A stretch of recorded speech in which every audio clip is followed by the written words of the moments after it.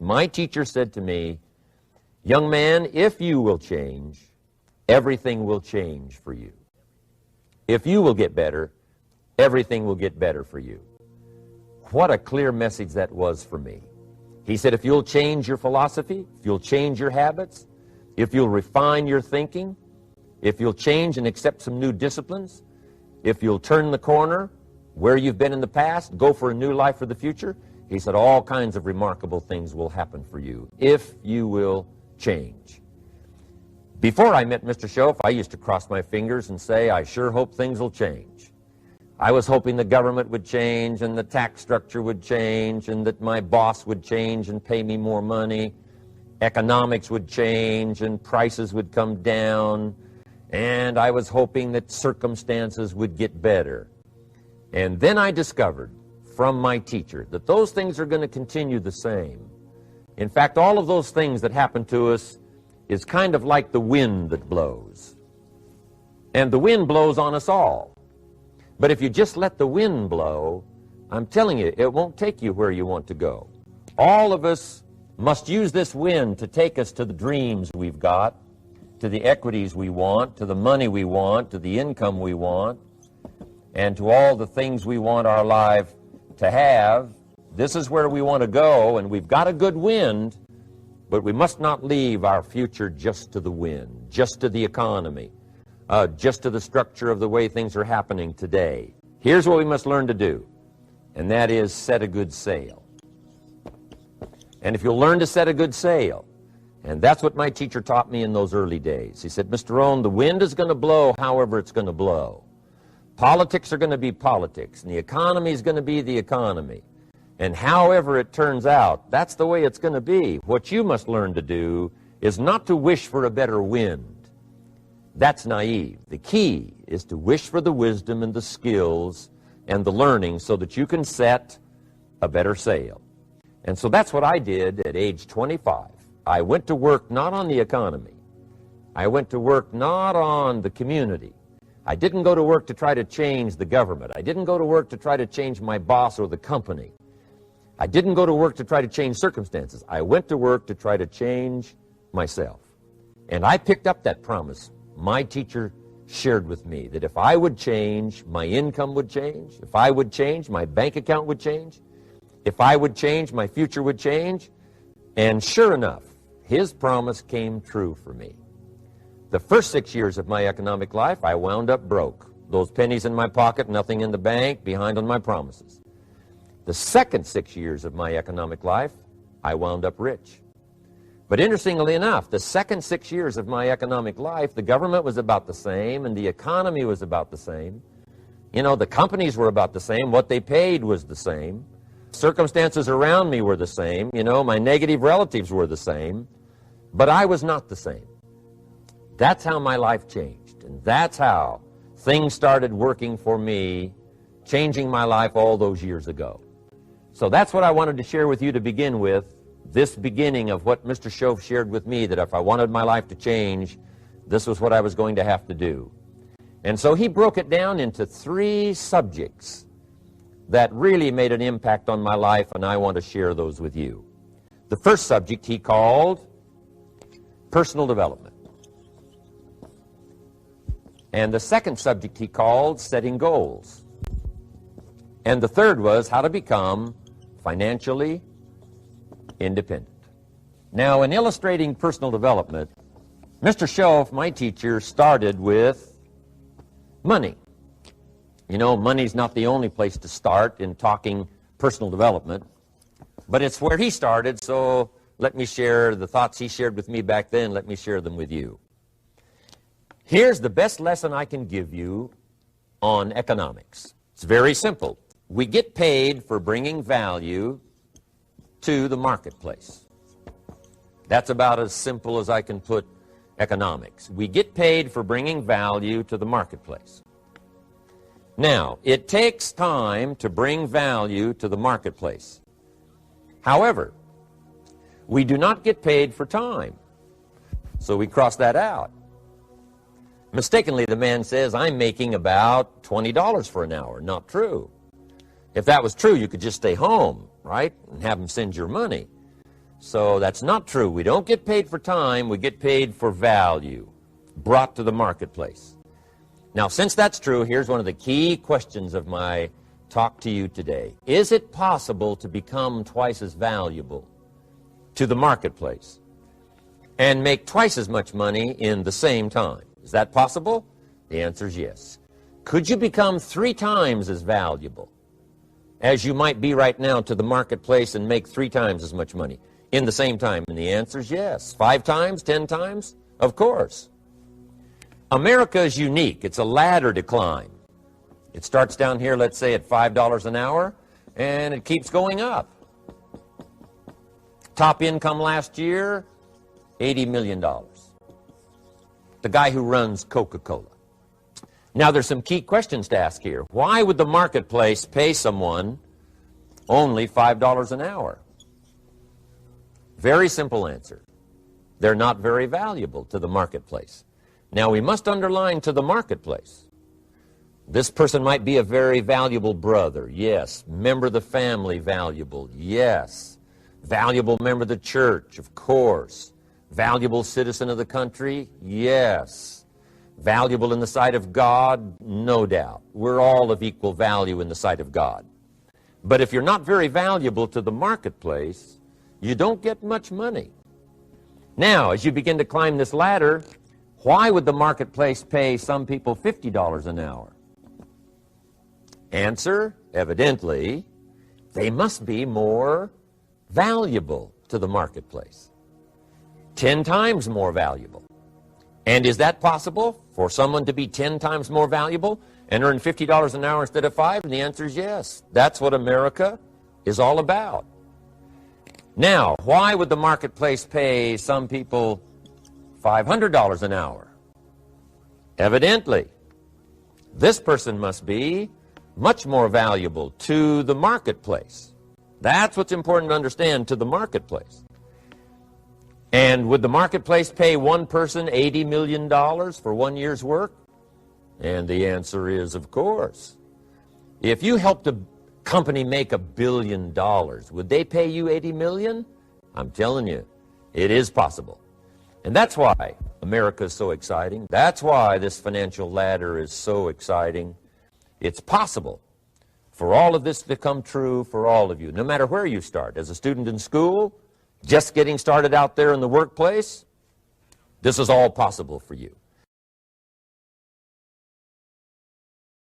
Now, Mr. Shoaff gave me the clue on how to climb this ladder as high as I wanted to climb. Now, we're talking primarily economics here. There's a lot of other ways to become valuable to your family, valuable to your friends, valuable to the community, valuable to the team, right? But here's what he said to me. In climbing this ladder economically, all you have to do is work harder on yourself than you do on your job. Once I heard that, it made sense to me.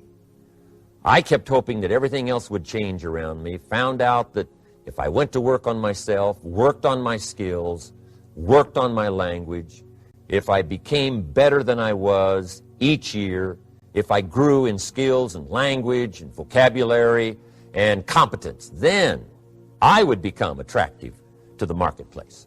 We don't have to change what's going on out there. That's the wind that's blowing. All we have to do is change what's going on in here. And now there's several ways to do that on personal development. And let me give you those ways. Here's the first one. We must learn from personal experience. Pretty simple. Learn from what happens to you. Take a look back over the last few months. Did you make some mistakes? How could you correct those for the future? Take a look back over the last year. Have you done it right or done it wrong? Let's correct it for the next year. Learn from your personal experience. Mr. Shoaff asked me when I first met him, he said, Mr. Rohn, how are you doing? You've been out there now 6 years. And I said, I'm not doing very well. He said, I suggest you not do that anymore. What a simple, swift analysis to my situation. He said, if you keep doing it, the next 6 years will be like the last 6. You don't want that to happen. Let's make the changes. So learn from your personal experience. Now here's number 2, why I came to share this video experience with you today. And that, I call it OPE, other people's experiences. That's me, other people. That's your teacher, other people. That's your friends and colleagues, other people. The people you meet that can pass along to you their experiences, what's happened to them, the mistakes they made, how they corrected them, how they changed their health and changed their bank account and changed their income and changed their future. That's it, other people. Now, there's two kinds of people to learn from. One is failures. It's too bad failures don't give seminars, right? That would be valuable. Bring your notebook, have them tell you how they lost it all and threw it all away, threw their health away and threw their friendships away and things didn't work out well. That would be valuable. But now then we must also learn from positive, people that have done well. They've got the health, and so we ask them, how did you become so healthy? They've got the skills, so we ask them, how did you become this skillful? They've got the income, so we ask them, how did you get here in such a short period of time? So now here's what's important in personal development. In learning from other people, we learn, number one, by observation. We learn what we see. We watch people that are successful in what they do. In sports, we watch their disciplines. In business, we watch their disciplines. By observation, what we can see. The reason I created this video is something that you could see someone's experiences translated for you. Second, we learn by what we hear. I've got some of my lectures on cassette tapes, so you can take them with you wherever you go and learn by listening. Turn your car into a mobile classroom and listen. And then listen to the sermon on Sunday morning. Listen to the lectures. Listen to the teacher. Listen to someone who's got something good to say. And then number three is vitally important on personal development, and that is read all the books you can possibly read in your lifetime. Mr. Shoaff got me started on my library. I've got one of the better libraries. Haven't read everything in it, but I feel smarter just walking in it, my library. At least I was smart enough to buy it. Now I got to be smart enough to read it. And then, of course, I got to be smart enough to decide what's valuable and then do it. But this one is very important. Become a good reader. Some books that helped change my life. Mr. Shoaff recommended, of course, the Bible. And my parents made sure I was a pretty good scholar by the time I was 18. That's been so beneficial for me, drawing from those illustrations, reading about those stories, people who made it and people who didn't make it, and what the difference was. And then other books that helped to really change my life. One called Think and Grow Rich by Napoleon Hill. And then a book that helped me become financially independent by the time I was 31. And that book is called The Richest Man in Babylon by George Clason. And I'm going to share a little bit of that book with you when I get to financial independence today, our third subject. But I started reading the books, attending the classes, making sure that I got in front of people that had something good to say. And then I started keeping a journal. One of the major things my teacher taught me was to keep a journal. He said, don't trust your memory. If you hear something good, just make a little note and write it down. Now, at first I took, notes on pieces of paper and torn off corners and backs of old envelopes. And it didn't serve me well, thrown in a drawer. Then I learned to keep a journal, a bound copy of all my notes. So I would suggest you do the same. Things that impress you, a poem that impresses you. When you attend a class, some of the ideas that impressed you, jot them down. You read something in a magazine, right? Some ideas. Take those out, put them in your journal. Keep a good journal the rest of your life. This will serve you well. My journals make up a significant portion of my own library. And if you saw my library and saw my journals, I tell you what you'd have to say. This is the library, and these are the journals of a very serious student. No wonder Mr. Rohn is invited to lecture and speak on his experiences around the world. So I want the same thing to happen to you. Value captured that you can resort to later, go back over it and review it, and let it become valuable to you. So that's my first subject, personal development. Work harder on yourself than you do on your job. Develop the skills, learn the lessons, take the classes, absorb all that is being taught to you these days. And then later on, of course, you can sort it out, what's valuable to you and how to refine it for your business and for your life and for your future. But the main thing is to get it and start this process of personal change, personal development. And let me say it one more time. If you will change, everything will change for you. You'll never be the same. You'll keep growing. As you look back on a few months, look back on a few years, you won't believe the progress you can make economically, your relationship with your family, your friends, and whether you're in sports or economics or whatever. I'm telling you, that whole process of committing yourself for personal change, personal value, can really make your life unique and worthwhile.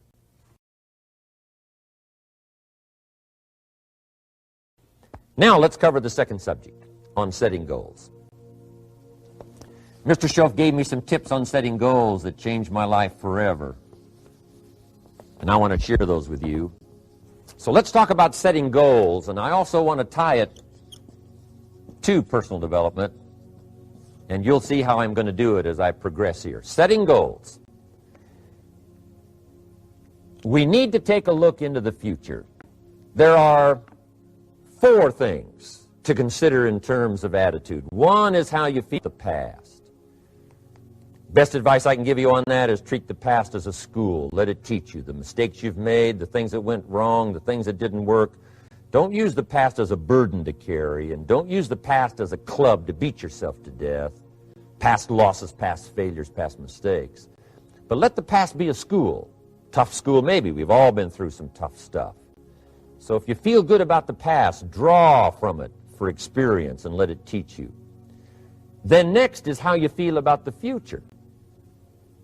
We've got to have the future well designed. The future is called the promise. The promise of the future can be an awesome force for your own future. The promise of the future, designing the future. There's 2 ways to face the future. One is with apprehension, and the other is with anticipation. I promise you, in my travels around the world, most people face the future with apprehension. And here's why. They don't have it well designed.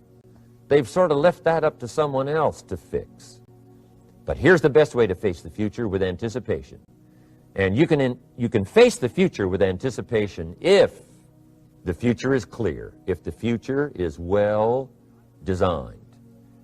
And I would like to have you consider some thoughts with me that help me to really change my future by giving it some thought and some consideration.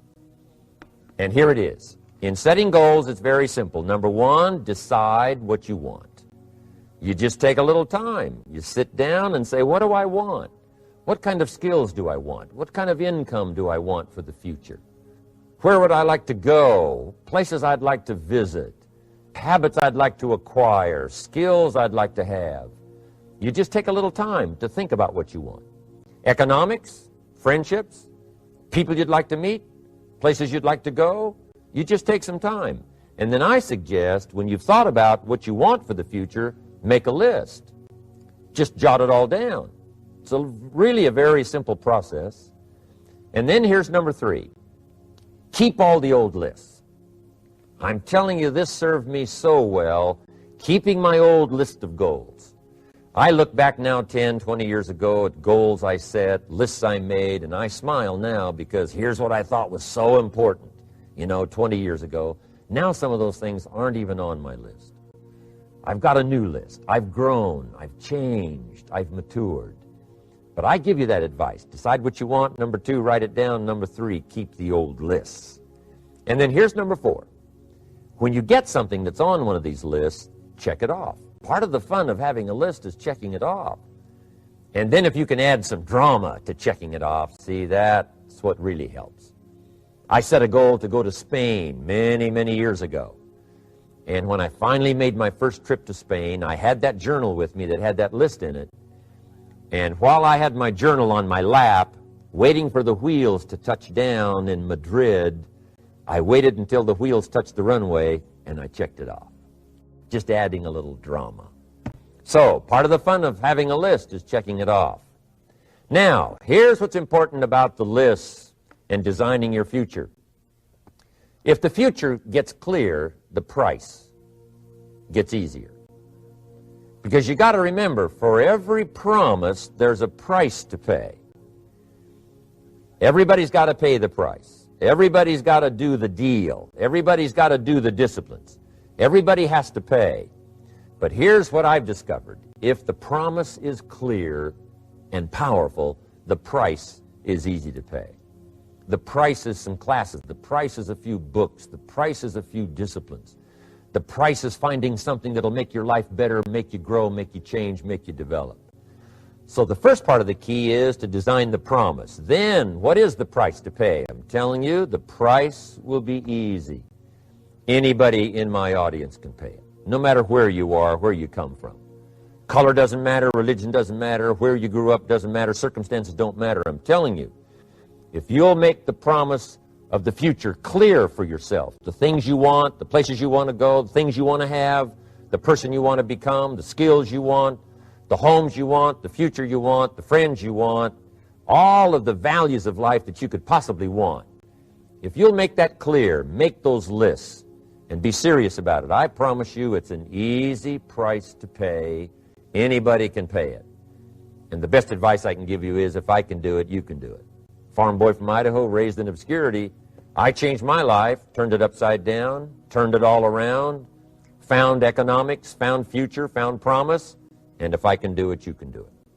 So, start setting your goals and see if you can't get a better excitement going for the things you want to accomplish for the future. One of the major reasons for setting goals is for what they make of you in achieving them.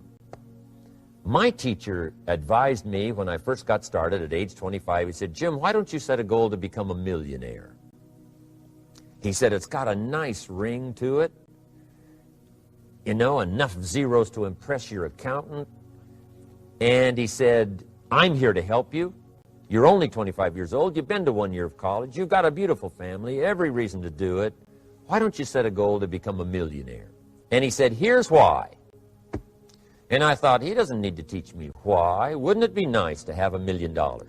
He said, "No, then you'll miss it." He said, "Here's why. For what it will make of you to achieve it." I'm telling you, that statement changed my life. Set the kind of goals that will make something of you to achieve them. He said, "Now, once you become a millionaire, what's important is not the money." I thought, that's kind of strange teaching. He said, "Honest, it isn't important." He said, "You could just give the money away." Now, I did better than that. I lost it all. By the time I was 31, I was a millionaire. By the time I was 33, I was broke. And I'll tell you a little bit about that story later. But when I lost all my money, guess what? I found out Mr. Shoaff was right. What was valuable was not the money. What was valuable was what I became to earn the money. The skills I had, the knowledge I had about the marketplace, the values that I had going for me. They were more valuable than the money. And here's an important statement to remember. It's not what you get that makes you valuable. It's what you become. So part of the key here is to set the kind of goals that will make something of you. Don't set them too low so that you don't have to grow and you don't have to read and you don't have to try and you don't have to stretch. Don't set them too low. And then don't sell out. Don't go for something that's going to cost you your virtue or cost you your values or sell out your principles. There's a good middle road here to follow. Goals that will inspire, goals that will help you grow, change, develop, and become better than you are. Okay. Now let's talk about financial independence. How to become rich by 40, 35 if you're extra bright, much sooner if you find an opportunity like I did. Let me show you how I did it. Financial independence. Financial independence is the ability to live from the income of your own personal resources. Financial independence. Now it depends on how you want to live. If you need $2,000, $3,000 a month, if you need $4,000 or $5,000 a month, if you need $10,000 a month, some people may need, $100,000 a month. But whatever you would need to live, and you could earn that living from the income of your own personal resources, that's what I call financial freedom, financial independence.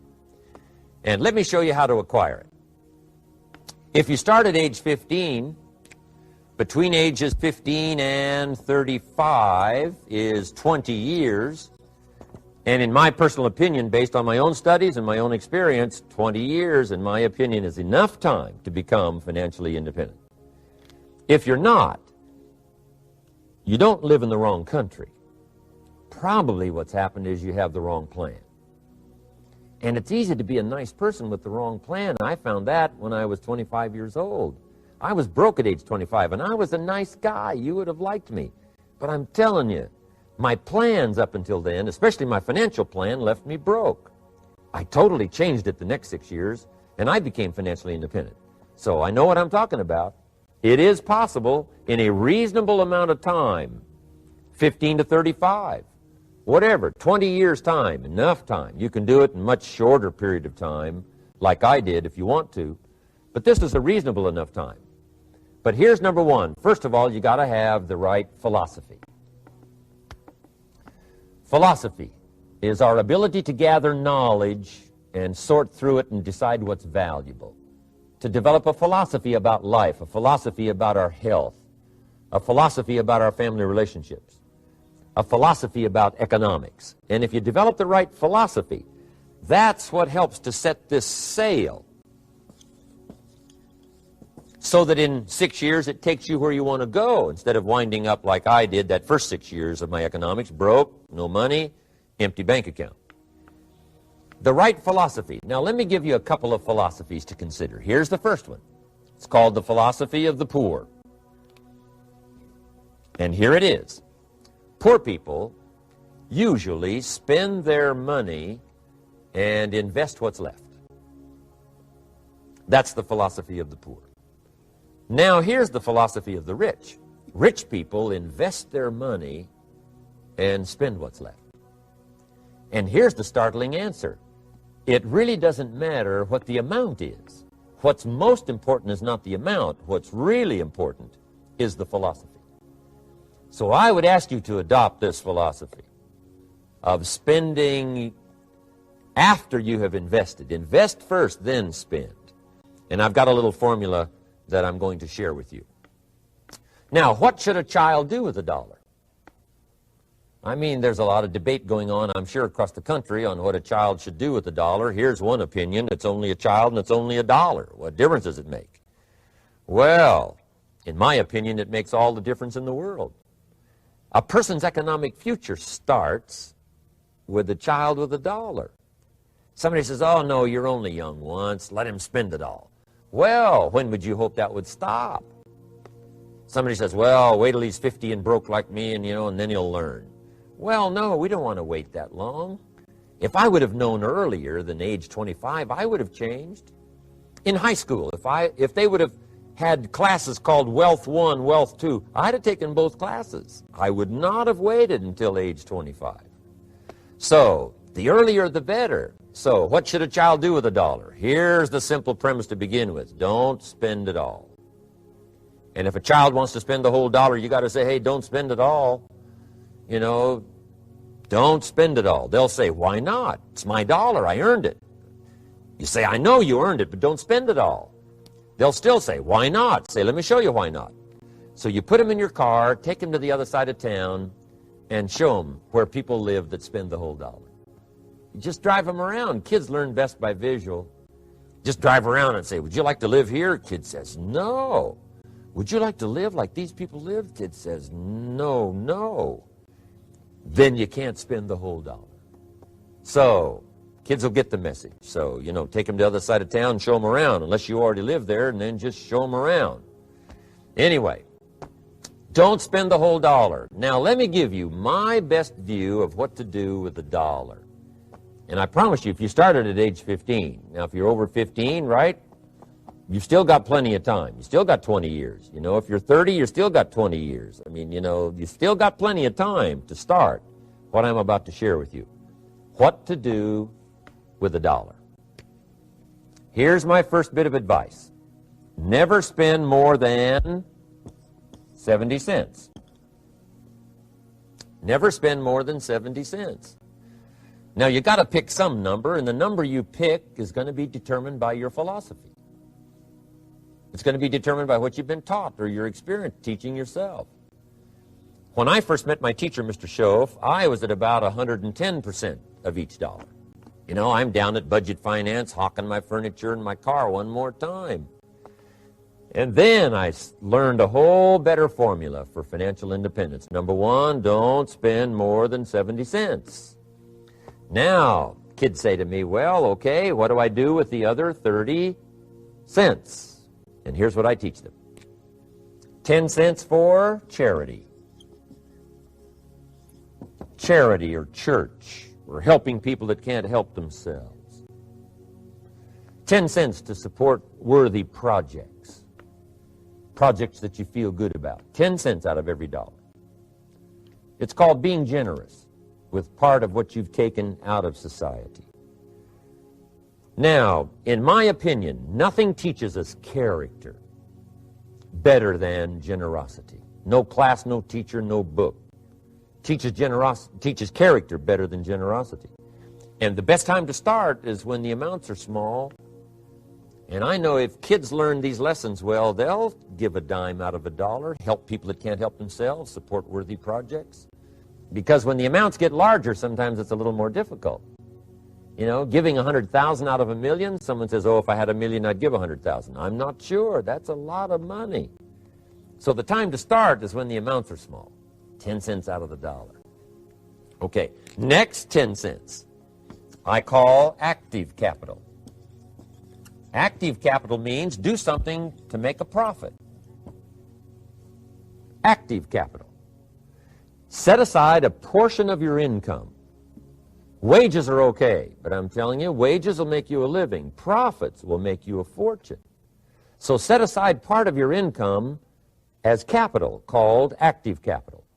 Any kind of project you can possibly think of, you can possibly come up with.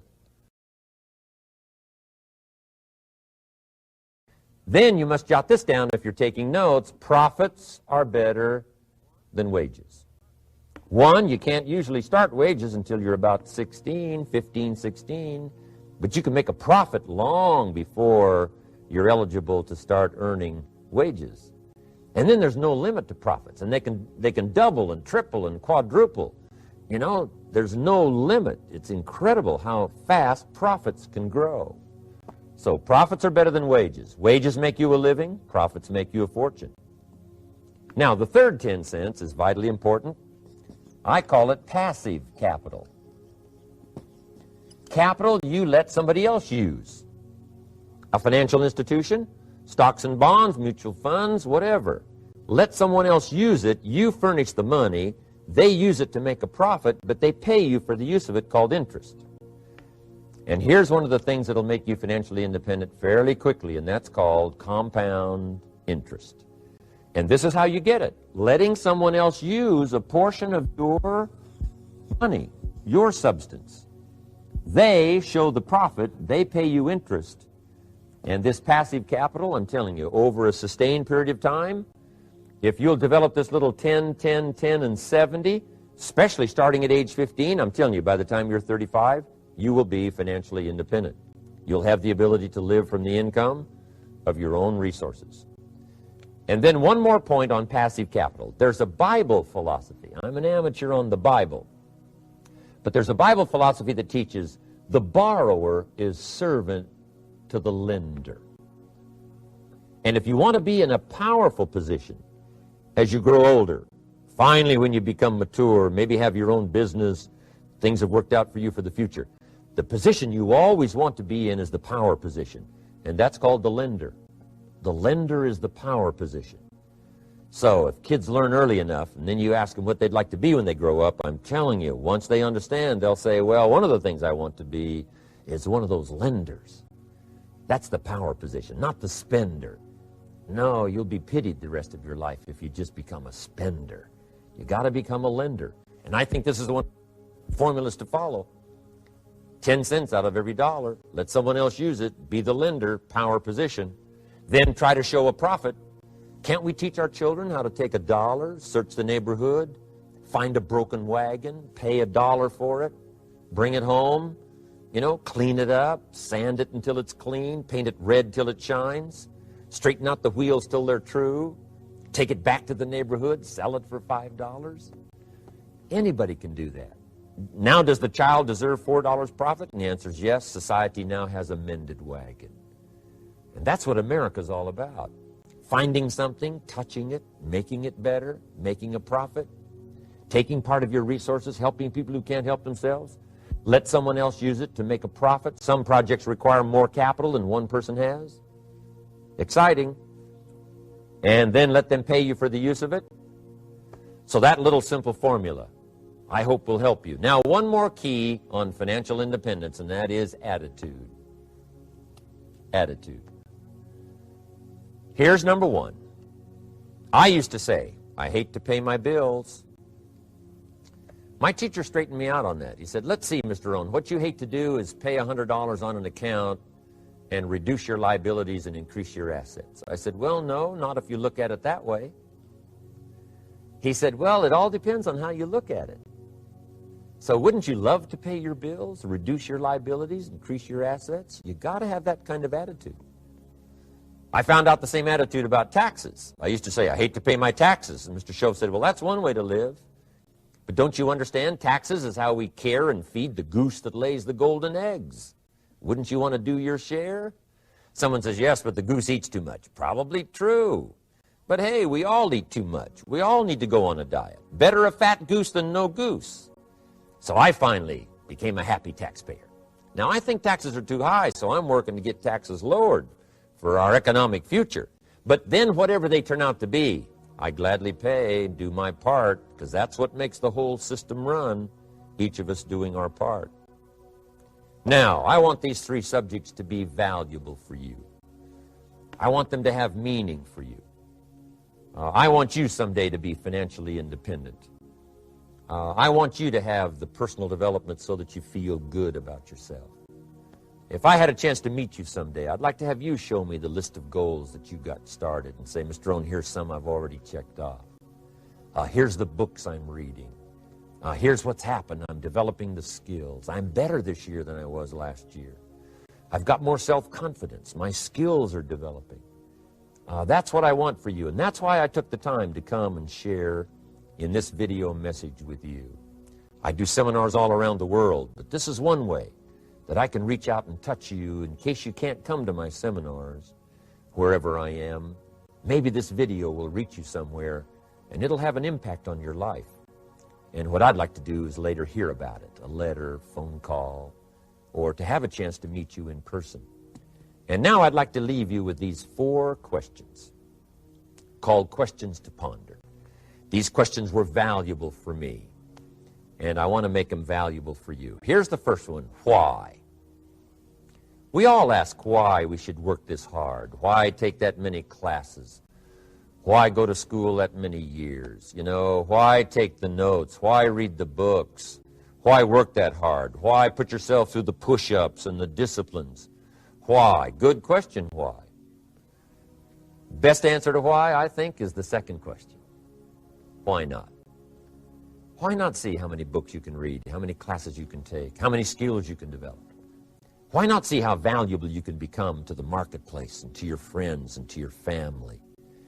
Why not see what you can make of yourself? Why not see how far you can go, how much you can see, how much you can earn, how much you can share? Why not? That's the heritage all of us have, in America especially, is to see what we can make out of our lives now that we've been given this extraordinary opportunity. Now, my third question I'd love to ask you in person. But since I can't do it in person, I want to ask it of all of you. But I want you to take it personally. And my third question is, why not you? Why not you? With good self-esteem. Why not you starting to change and setting goals? Why not you starting to make progress toward financial independence? If I can do it, you can do it. I wished I had a lot more testimonials here today besides mine. A whole steady stream that would come by and tell you their story. Someone who started with nothing, finally run a big enterprise. A mother who was on welfare, now she owns her own business. In addition to my story, I wish I had a lot more. And if all of them told their story, guess how they would probably wind up their story? They'd probably say, just like me, why not you? If we can read, you can read. If we can change, you can change. If we can figure it out, you can figure it out. If we can turn it around, you can turn it around. There isn't anything you can't accomplish. That's what those testimonials would say. And so I want to say it to you personally. Why not you? You've got the brains. You've got the stamina. You've got the vitality. You've got the interest. You've got your life ahead of you. You've got the future. You can do it. If anybody can do it, you can do it. If one of us can do it, hey, we all can do it. And now here's my last question. Why not now? This is a good time. As the 20th century starts to wind down, a few more years as we get ready for century 21, what a good time to set your goals, work on yourself, work on your skills. What a good time to get it together. What a good time to start this process. Personal development, growing, changing, developing, having a good plan for your money and for your life and for your future. Why not now? And I hope I have a chance to see you one of these days and share with you the experience, the reaction, the response you might have had from my message today. And until I get a chance to see you on this side of the world or the other side of the world, in some school or some seminar, or maybe I'll come and speak for a company that you work for someday, I hope I get a chance to meet you. Until then, I wish you the best. I want all that I have gotten to be yours and much, much more. God bless. Goodbye.